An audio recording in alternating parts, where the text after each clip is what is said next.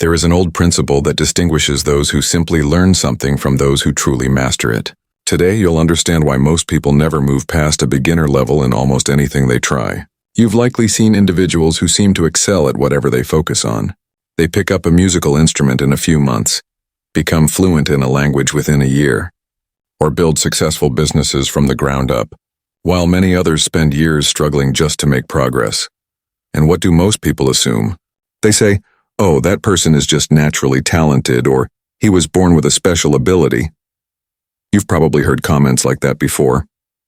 For many, this becomes a convenient reason to stop putting in effort. They convince themselves that because they don't have a natural gift, mastering something is out of reach. But that is one of the biggest misconceptions anyone can believe. So what is the real difference between those who excel quickly and those who remain stuck? The answer is something rarely taught in school, university, or any online course. During feudal Japan, there existed a powerful apprenticeship system capable of turning ordinary peasants into highly skilled warriors and average craftsmen into legends whose creations are still admired today. And this system was not based on talent or intelligence. Instead, it relied on recognizing and progressing through 3 unseen stages that separate a beginner from a true master. They referred to this system as Shuhari. Once you understand how it functions, you stop being the person who begins many things but rarely completes them. Instead, you become someone who can master skills with intention and consistency. However, there is a cost. Learning this approach requires accepting something that your ego may resist. Before I explain the system in full detail, consider subscribing, liking the video below, and sharing in the comments what skill you want to develop most. Whether it's playing the guitar, learning programming, or studying a new language, I enjoy reading your responses and engaging with you there. Now, let's continue. Chapter 1. The Lost Apprentice. This story takes place in feudal Japan. A young man named Yamato had a single driving ambition: to become a samurai. He was not born into a samurai household. He had no notable background or family reputation. All he had was a strong internal desire that guided him.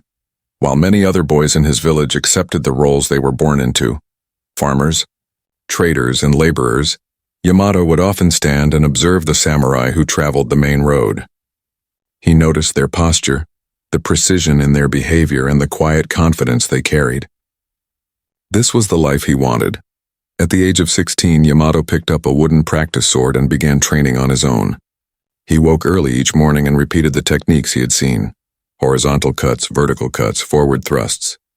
He practiced for hours every day. Yet after 6 months, he saw almost no improvement. His movements felt uncoordinated and his body did not respond the way he expected. The sword felt too heavy and unbalanced in his hands. The more he trained, the more frustrated he became. He attempted to study strategy through old texts describing legendary battles. He memorized the names of traditional techniques and learned about Bushido, the samurai code of conduct. He gathered plenty of information, yet when he actually held the sword, it all seemed to disappear. A full year went by. And Yamato was still just a village boy practicing alone with a wooden sword and a goal that felt far out of reach. Until one day, something changed.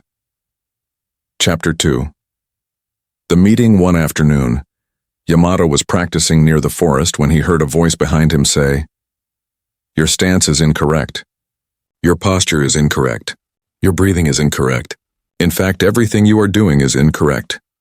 He turned to see an older man with gray hair tied back, visible scars across his face, and 2 swords at his side, a real samurai. Yamato immediately felt embarrassed. "I have been trying to learn on my own," he said quietly. "I do not have a teacher." The samurai stepped around him, watching carefully. "How long have you been training?" "1 year, sir." "And have you improved?" the man asked. Yamato said nothing. The answer was clear. The samurai took the wooden sword from Yamato's hand. "You think you're training," he said, "but what you're really doing is reinforcing mistakes. Every incorrect repetition is simply teaching your body how to fail more efficiently." Those words affected Yamato deeply. He realized he had spent an entire year making himself worse, not better. "Sir," Yamato said quietly, "then how do I learn correctly? I've read every text I can find. I've studied battle strategies. I've memorized all the techniques. That is exactly the issue, the samurai replied, cutting him off. You tried to build a castle starting with the roof. You focused on strategy before form. You tried to create your own approach before learning the basics. You overlooked the foundation, which is the most essential part. The samurai looked directly at him. There is a path to mastery, and it unfolds in 3 stages. Each stage must be completed in order. You cannot skip ahead, and you cannot hurry through them. If you try, you will remain average at anything you attempt. And what is this path? Yamato asked. Shuhari, the samurai answered. Shu, follow. Ha, break. Hi, transcend. 3 stages, 1 goal, true mastery. Yamato felt something shift within him. Please teach me, he said. The samurai stayed silent for a moment, then nodded. Come at dawn tomorrow, and be prepared. The first stage will challenge everything you currently believe about learning. Chapter 3. Shu. The humbling of the ego dawn arrived. Yamato was already waiting when the samurai stepped into the clearing. Today begins Shu, the master said. In this stage you do not analyze or question. You do not try to add your own style. You follow. You copy exactly what I show you without altering anything. The samurai took a stance. Hold this, Yamato mirrored him. The master adjusted Yamato's foot by only a few centimeters, shifted his hip slightly, and lifted his shoulder just a little. Now breathe. In through the nose for 3 seconds. Hold for 2. Exhale through the mouth for 4. They stayed like that for 10 minutes, focusing only on posture and breath. Yamato's legs ached, and his mind insisted that nothing useful was happening. Master, he finally said, when will we practice actual strikes? The samurai turned his head. You believe posture is unimportant? You believe breathing is a waste of time? That mindset is exactly why you remain stuck. Mastery is refined in the smallest details, not in grand movements. Yamato remained quiet. Shu is not meant to be exciting, the master continued. It is about repetition until your body learns what your mind currently cannot. Every technique you will learn later depends on this foundation. The posture, the breathing, the basic forms you consider dull. Weeks went by. Posture, breathing, essential movements practiced repeatedly. No advanced skills. No shortcuts. Just fundamentals over and over. Yamato battled his doubts daily. This is too slow. I should be learning something more advanced. Is this time wasted? But something subtle was happening. His movements began to connect smoothly without effort. The stance that once felt uncomfortable now came naturally. The breathing rhythm no longer required thought. It simply occurred on its own. One day, about 3 months later, the master demonstrated a basic horizontal strike. 1,000 times, he instructed. Exactly as I showed you. Not faster, not slower, not stronger. Just the same. Each time. Yamato spent the entire week practicing only that one strike, completing 1,000 repetitions every day. On the 4th day, something subtle but significant occurred. In the middle of his 400th repetition, his body performed the movement perfectly without any conscious thought. It felt as though the sword moved on its own. Did you notice it? The master asked from a distance. Yamato nodded, not sure how to respond. This is Shu, the master explained. When the movement becomes so deeply ingrained that the mind no longer needs to guide it. But most people never reach this stage because they believe repetition is unnecessary. They think they are too advanced to focus on fundamentals. A neuroscientist at the University of Tokyo, who has studied motor learning for 18 years, found an important pattern. When a movement is repeated between 300 and 500 times, neurons in the cerebellum begin forming a consistent motor pathway. After approximately 1,000 correct repetitions, that movement becomes automatic. The skill transfers from conscious effort to the brain's automatic system. But if you change the movement too early, before reaching that threshold, no pattern forms. You remain stuck in conscious control, which is slower, more exhausting, and more prone to mistakes. Chapter 4. The Trap of the Eternal Student. 6 months of Shu passed. Yamato now knew 12 fundamental techniques so well that he could perform them even in his sleep. In fact, one night, his master woke him suddenly and asked him to demonstrate a vertical strike. Yamato's body carried out the motion flawlessly, but now something began to trouble him. He noticed other practitioners, some with even more years of training, who knew hundreds of techniques. They could demonstrate every kata and recite the names of old masters. But when Yamato watched them in actual combat, something was clearly lacking. They knew the movements, yet the movements were not integrated into their bodies. One morning, Yamato asked, "Master, why do some warriors know so many techniques, yet perform worse than I do, though I only know 12? The samurai gave a small smile, perhaps the first in months. "Because you have finally asked the correct question," he said. "These warriors exist in what I call the eternal student's trap. They gather techniques the way children collect trinkets. They chase something new before they have mastered what came before. They study endless strategies but never internalize even one. They confuse information with mastery," he continued. "Knowledge is simply having a map. Mastery is having walked the land so many times that you no longer need the map." The master walked to a nearby tree. Shu gave you the foundation. During that stage, you followed without questioning. You repeated until the techniques became part of your body. And now, he paused. "Now you are ready to break." "Break?" Yamato asked. "Break what?" "Everything I have taught you." Chapter 5. The stage of transformation. "In Shu, you became a precise copy of me," the master explained. "You did exactly what I did, exactly how I did it. That was necessary. But if you stop there, you will never become a true warrior. You will only be my reflection." The samurai drew a circle in the dirt. "Shu is this circle. These are the limits I gave you. Now we enter where you step outside this circle. But you must be cautious. Many mistake for rebellion. They break away not because they have mastered the fundamentals, but because they are impatient and want shortcuts," he continued. Is not about rejecting what you learned. It is about understanding the purpose behind each technique so thoroughly that you can adapt it, combine it, modify it. But this is only possible because Shu has been completed. That afternoon, for the first time in 6 months, the master brought another instructor to the clearing. A warrior from a different school, trained in a completely different style. "For the next year," the master said, "you will train with him as well. You will learn techniques that contradict much of what I've shown you. His stance is different. His strikes are different. His entire approach is different." Yamato was unsure. "But if I learn another style, won't it interfere with what I've already learned?" "If your Shu stage was incomplete, yes," the master replied.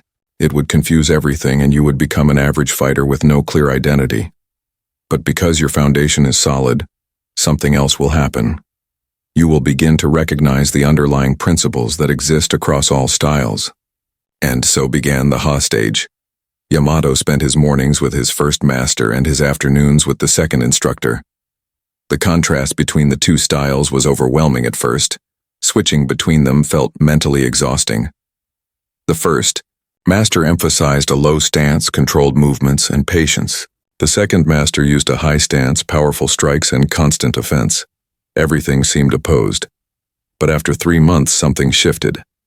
Yamato started to see that beneath the outward differences, both masters were teaching the same core ideas: how to direct energy efficiently, how to read an opponent's intent, and how to remain fully present. The techniques varied, the principles were the same.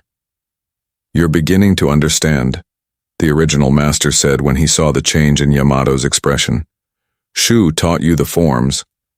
Teaches you the principles. Once you understand principles, techniques become tools instead of limitations." A full year of transformed Yamato's fighting style. He was no longer a copy of either teacher. He began to combine techniques in ways neither master had demonstrated. One morning, during training, Yamato blocked an attack using the first master's posture, then immediately countered with the second master's explosive strike. The movement was so smooth and instinctive that Yamato didn't even realize he had created something new. He only noticed when he saw the expressions on both instructors' faces. "What was that?" the second master asked. I'm not sure. It just felt right," Yamato replied. The two masters exchanged a knowing glance and smiled. Is complete," the first master said. "You are no longer following commands without thought. And you're not resisting either. You are adjusting with understanding. You have begun to see what lies beneath the form. But then the master continued, saying something Yamato didn't expect. And this is where almost everyone stops. They reach the Ha stage and assume they are already masters. They can blend techniques, modify movements, and create variations, and they take pride in that. But Ha is still a boundary. You are still tied to the techniques you learned even if you can rearrange them. You have become a skilled practitioner, but not a true master. He paused. There is a final stage, the third stage, and only a very small number ever reach it because it demands something most people are not willing to face. To let everything go. Chapter 6. Re, the quiet transcendence. Re is the stage where you no longer rely on technique, the master explained. It is not that you use techniques, rather the techniques dissolve.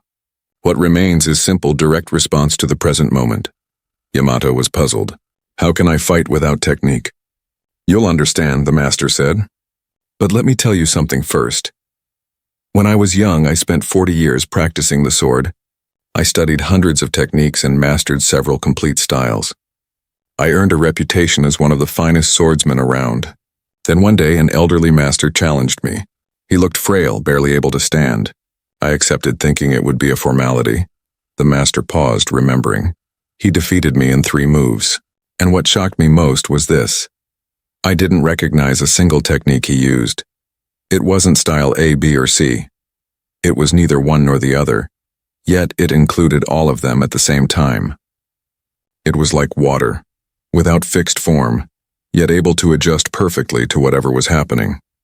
The old master told me, "You are skilled. You know many techniques, but you are still fighting." I do not fight anymore, I simply respond. When you attack, my body already knows what to do before my mind notices. There is no choice being made, no technique being selected. It is natural movement. Yamato tried to understand. But how do I reach this stage? Time, practice, and most importantly, you must stop forcing it. The next 5 years were the most challenging period of Yamato's training. The master stopped teaching him anything new. Instead, he simply made Yamato fight every day, against opponents of different backgrounds, styles, and skill levels. At first, Yamato still thought in steps. Now I use the first master's block. Now I follow with the second master's counter. His mind was always organizing, choosing, comparing, but over time something began to fade. The labels on the techniques slowly disappeared. He no longer thought, I am using technique X. He just moved. Then one day, in a tough match against 3 opponents at once, something shifted. Or rather, something opened. Yamato didn't remember choosing any movements. His body responded naturally without deliberate thought. He blocked, countered, turned, and evaded with complete ease. It felt as if the fight was happening on its own, as though someone else was using his body to move. When the fight ended, all 3 opponents were on the ground. Yamato was breathing steadily without strain, and he couldn't recall which techniques he had used. His master had been observing from a distance, a small, rare smile appearing on his face. You finally stopped fighting, the master said. But I just fought 3 people, Yamato replied. No, the master said. Your body responded. There was no you choosing moves. There was only direct reaction to what was happening. This is ERR, you've moved beyond technique. The forms are now so deeply internalized that you no longer recognize them as techniques. A researcher from Kyoto University who has studied embodied cognition for more than 2 decades explains that when experts reach the highest level of mastery, the brain changes how it operates. Activity in the prefrontal cortex, the part responsible for conscious decision-making, drops sharply during performance. At the same time, older and more instinctive regions take control. The expert is no longer actively using the skill. The skill is expressed through them. Neurologically, it is as though the person and the practice have merged into one. Chapter 7. The Nameless Master.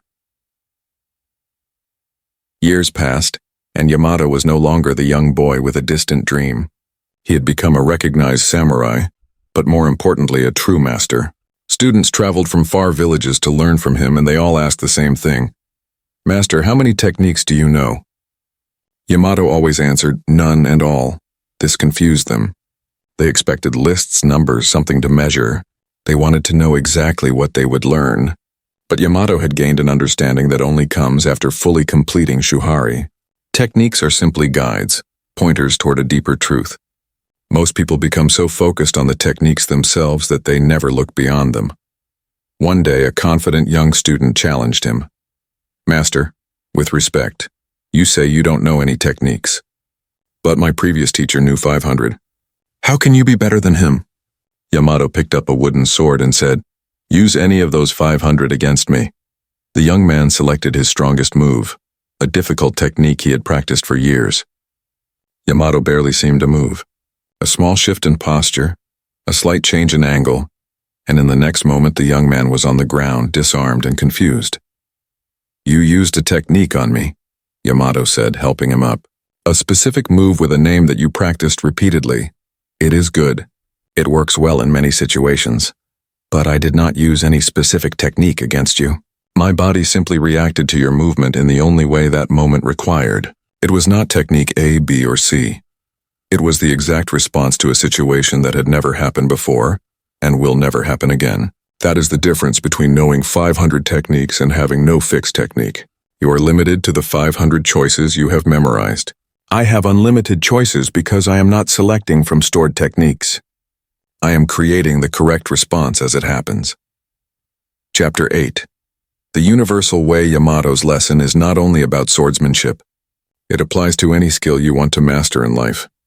If you want to learn guitar, Shuhari still applies. Shu. You play songs exactly as they are. You don't change anything. You don't improvise. You imitate until the patterns settle into your hands without conscious effort. Ha. You begin mixing ideas from different songs. You learn music theory and start to understand the principles behind sound and rhythm. Re. You pick up the guitar, and the music flows naturally. You are not just playing music anymore. You are the music. If you want to learn programming, the process is the same. Shu. You study code written by skilled developers, copying it line by line. You follow standard patterns and do not question them. You build strong fundamentals, ha. You start to understand why each pattern exists. You learn to merge different techniques and adjust solutions as needed. Re. You no longer think about writing code step by step. You see the problem and the solution appears as you work. The language becomes secondary, leaving only clear reasoning. Even in business, Shuhari applies Shu.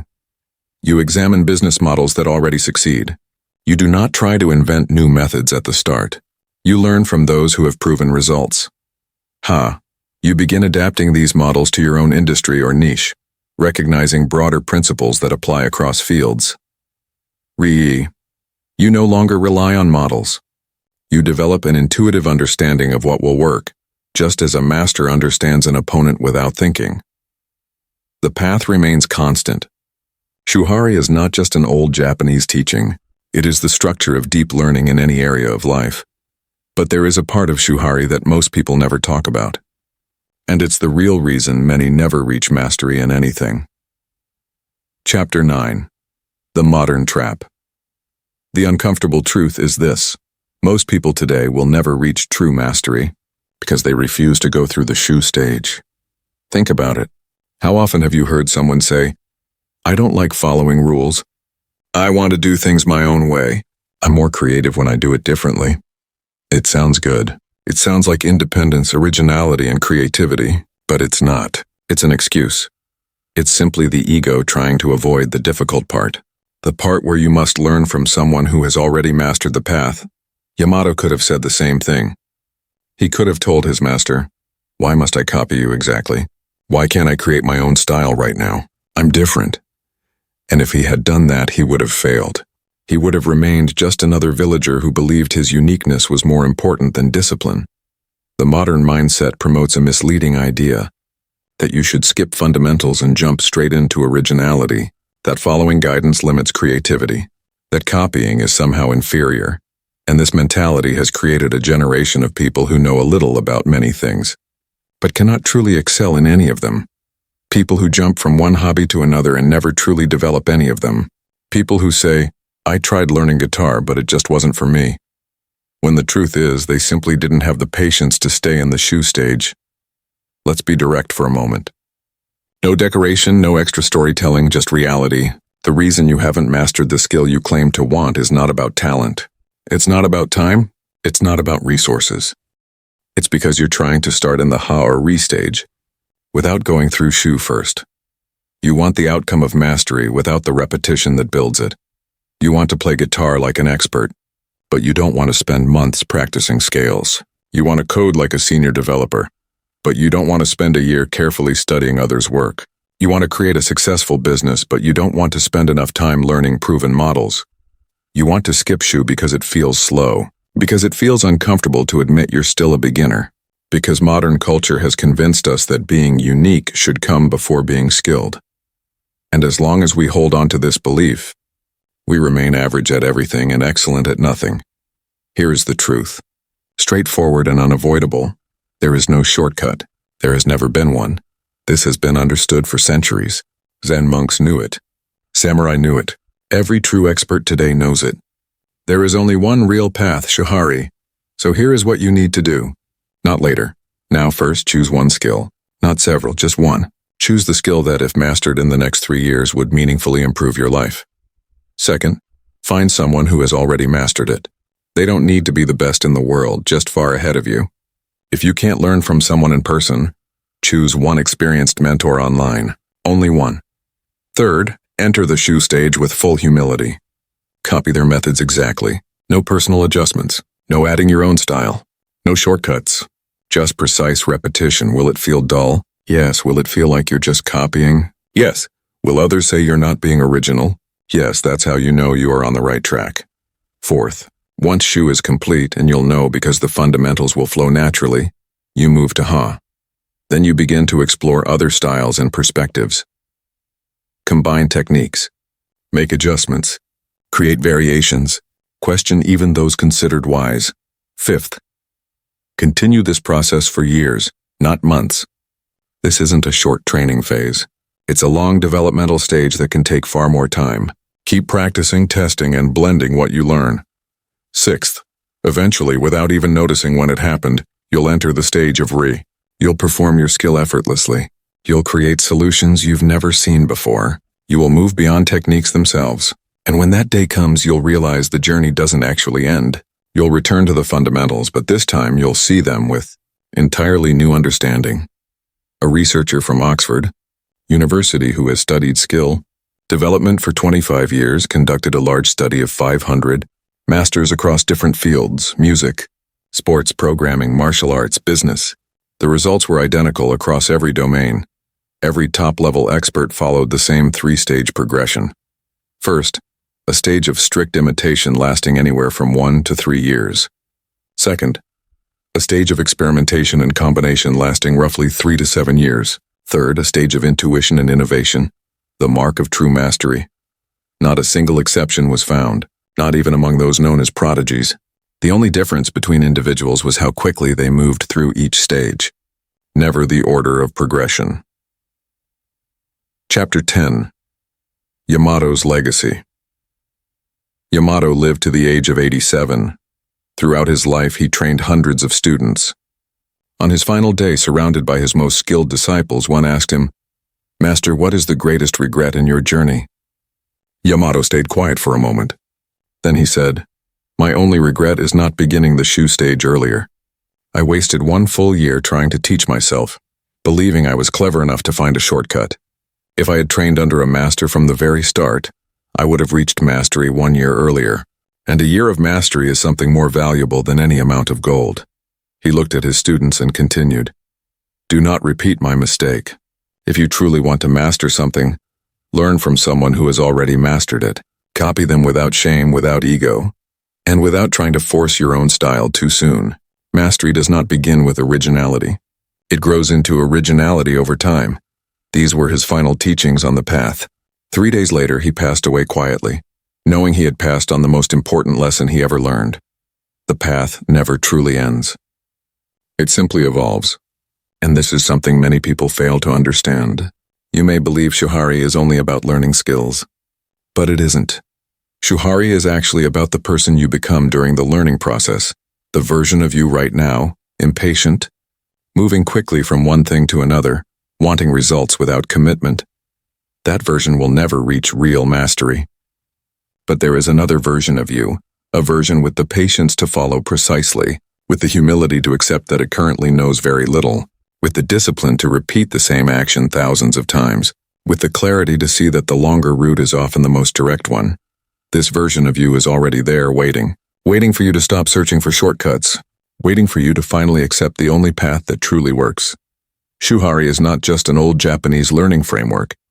It is a reflection. And what you recognize in that reflection tells you exactly who you will be years from now. Do you see someone willing to begin as a true beginner, without ego and without rushing? Or do you still see someone searching for an easier way, another shortcut, a way to avoid the necessary work? Only one of these versions will ever achieve mastery, and you already know which one it is. So the real question is not whether the Shuhari method is effective. The real question is whether you are willing to accept the cost that mastery requires. Yamato was an ordinary boy. No rare talent, no special background, no inherent advantage. What set him apart was his willingness to follow completely before questioning, to imitate precisely before creating, and to build perfect fundamentals before reaching for anything advanced. And this is what changed him from an unknown beginner into a master whose name was remembered for generations. You have the same decision in front of you. The same path is available to you right now. Will you spend the next 5 years searching for a shortcut that does not exist, and end up in the same place you are today, knowing a little about many things but not deeply skilled in any? Or will you commit to the cost of mastery and become truly exceptional in the craft you choose? Mastery is available, but it will not come to you on its own. You must move toward it intentionally, step by step, repetition after repetition. Shu, then ha, then ri. The path is old. The path is proven. The path works. If this video helped you understand learning and mastery in a new way, consider subscribing to the channel and turning on notifications so you don't miss the upcoming content, and share in the comments. What is one skill you are committed to mastering using Shuhari? Write it below. Also, if you enjoy exploring topics like psychology and philosophy, I've linked my new channel in the description, where I'm sharing more on these subjects. It's still small, but I'm building it carefully to offer meaningful content there as well. If you watched until the end, thank you. It shows you're one of the few who are genuinely willing to learn, and that alone places you ahead of most people. Now, it's time to begin. Enter Shu, and years from now you will look back and barely recognize who you once were. Until the next video, and best wishes on your journey of growth.